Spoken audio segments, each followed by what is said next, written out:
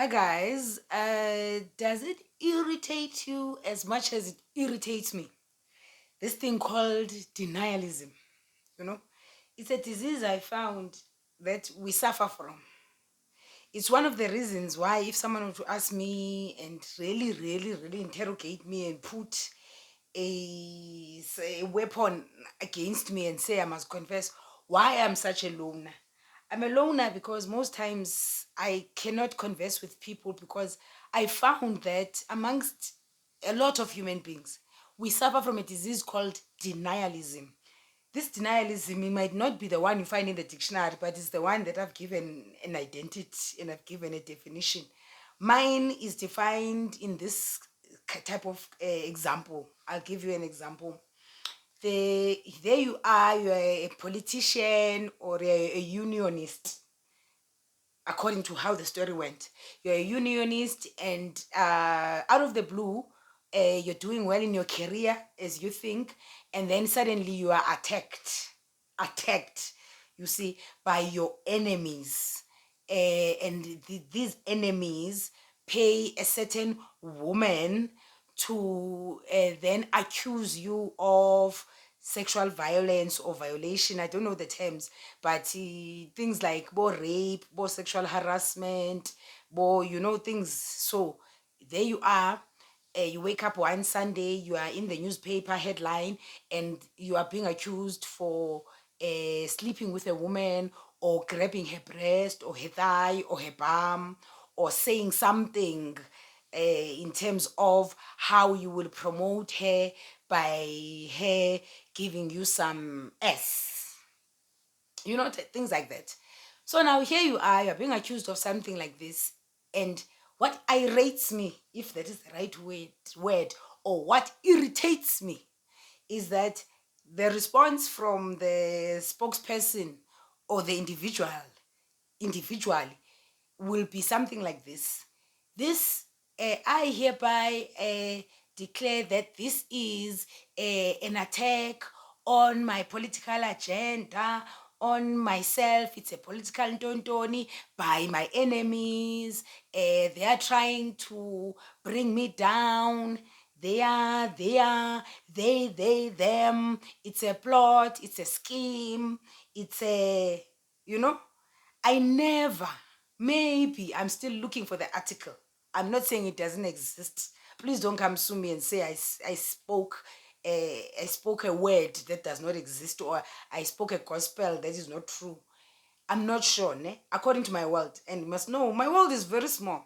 But according to my very small world, I've never come across an article whereby the so-called accused or perpetrator says that the woman walked into my office and then she took out her breasts and said, fondle them.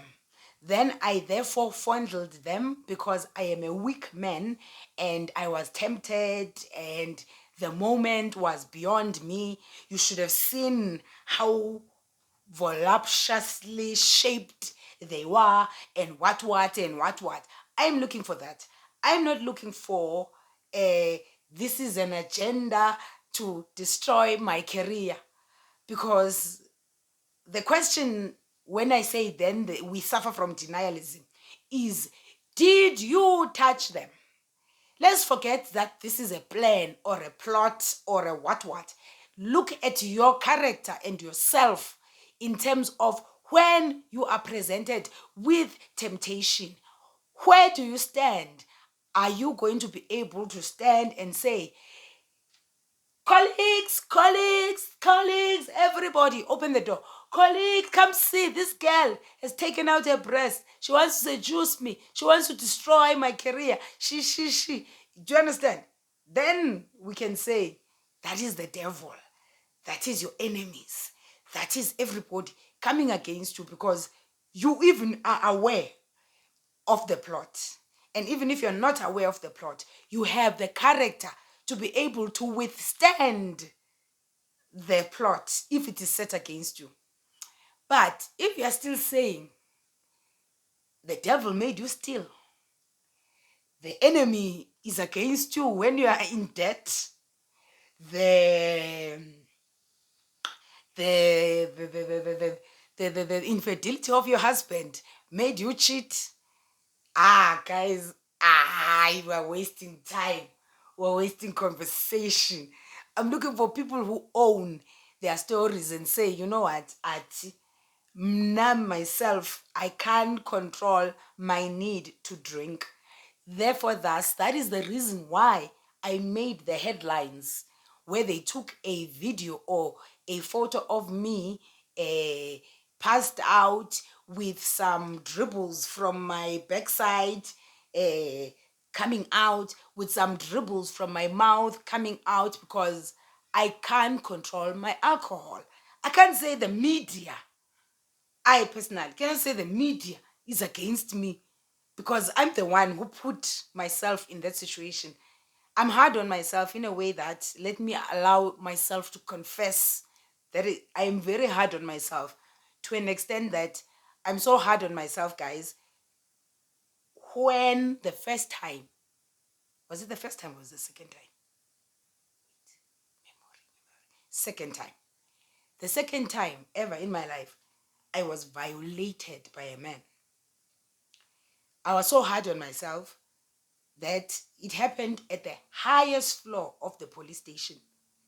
It was what they call the station commander or the station tonton, but the one they report to, you see, the ones at the floor where we report our cases, they report to him there, up there. Do you understand?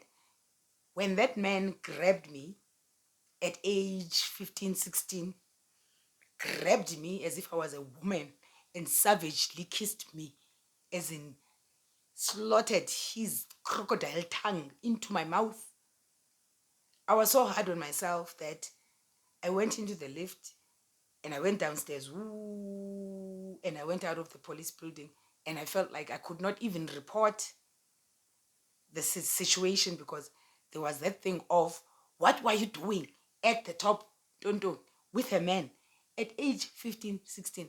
That's how hard I was on myself, on something that was not even my own doing. I did not even place myself in that situation. I did not even seduce that man. I did not even give him the idea that I am possibly ready to be owned by him, if ever it makes sense. But, so I'm trying to say, because I want you to know that we are going to be living in a time whereby amahlazo ethu namabibi ethu nazo zonke izinto esizizo that we have done, even if we have recovered from them, even if we have not recovered from them, even if we have reformed from them, let us own them. Let us be the ones who tell our stories, because there's a lot of people that are fighting for the right cause. They are fighting right now for the right cause, and their cause is going to be diminished by their little secrets, the little things that they are still in denial of, that they believe they can't own, they are not theirs, because, do you understand?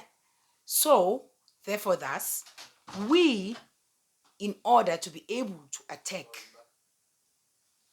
we need to, my son is disturbing me, guys. You can see the camera is on.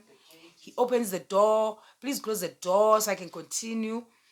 But the point is, okay, there's going to be disturbances and disruptances like this. The devil is coming for you and your causes and your fights. The ones who are fighting for the land, the ones who are fighting for racial injustice, the ones who are still fighting apartheid and everyone.